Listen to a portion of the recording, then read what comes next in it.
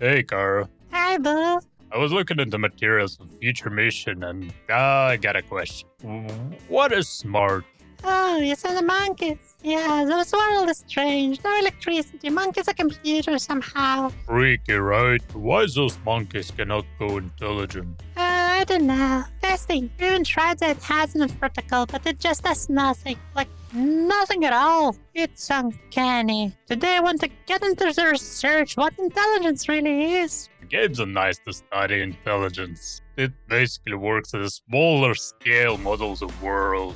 This way you don't have to deal with all the nuances of the real world at the same time. What should we start with? Poker?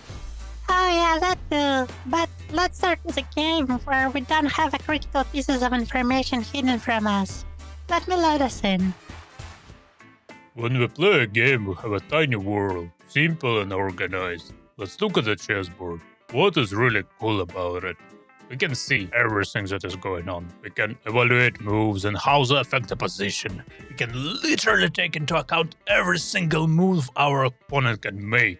And that is called perfect information game. You wanna guess why? Is that when we enjoy it so much we get emotional?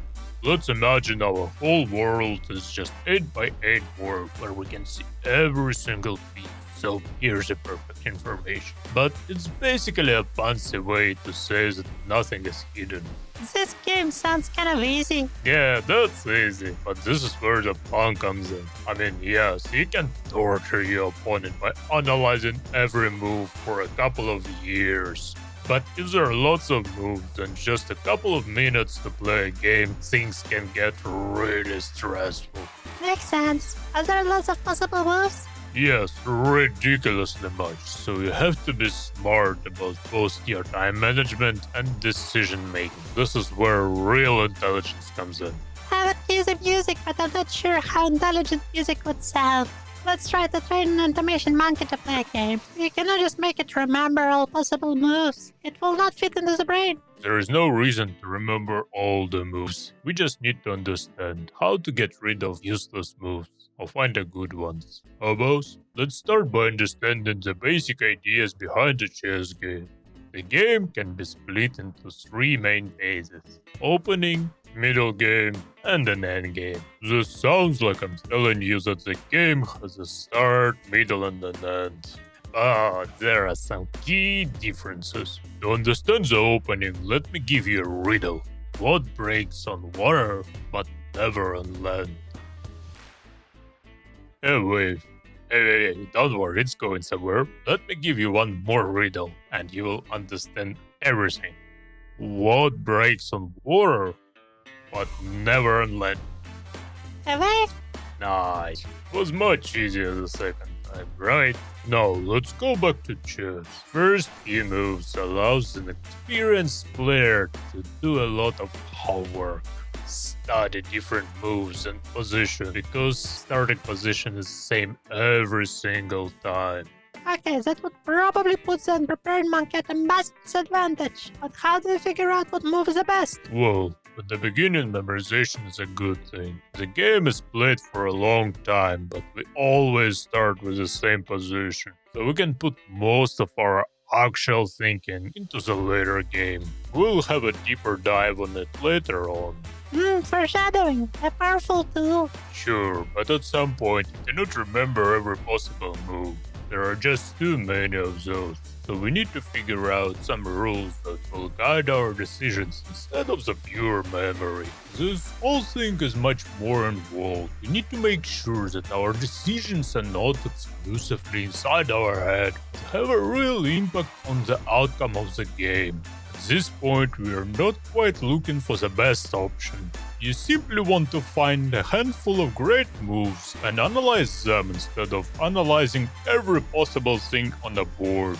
Okay, so at the end we concentrate on evaluating long sequences of moves. Makes sense. We do not expect to see many pieces by the end of the game. This is like a repetition training. The hardest part seems to be in the middle of the game.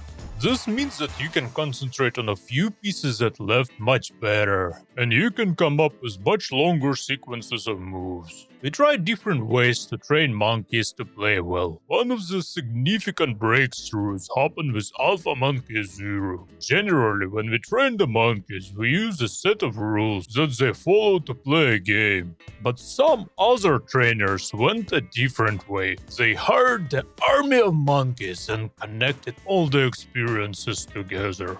Monkeys that wins most of the games take charge of a knowledge pipe. This way, the current best strategy gets most of attention every time. Yeah, I saw Alpha Monkey play. Exciting stuff. It had this condensed experience from past games that follow the monkeys. It was nuts. But we are addressing the intelligence itself, so let's see if it gets us closer to the goal. To evaluate how smart our monkeys are, we need to see how many moves they need to consider before they make a decision. If the first or second moves you try tends to be better than the first 100 of another monkey, there is definitely something special about the way the first one plays. It seems like we are very, very lazy. The laziest ever, but let's not forget about efficiency, as time constraint is still a thing. We're not always in a time pressure situation, but when we are, the effect can be drastic. Plus, we want to normalize the differences between the monkeys themselves. Some can think very fast, while others have weaker intelligence models. So if two monkeys follow the same program, of course you expect the faster one to win. But it's not what we are looking for. Where traditional training methods required analysis of millions of moves to make a great decision, our alpha specimen only required tens of thousands. Still, way more than intelligent species would need, but quite a bit of a progress. I can see how we can transfer knowledge this way, plus it's very obvious way to evaluate the position. But does it actually generate us new knowledge?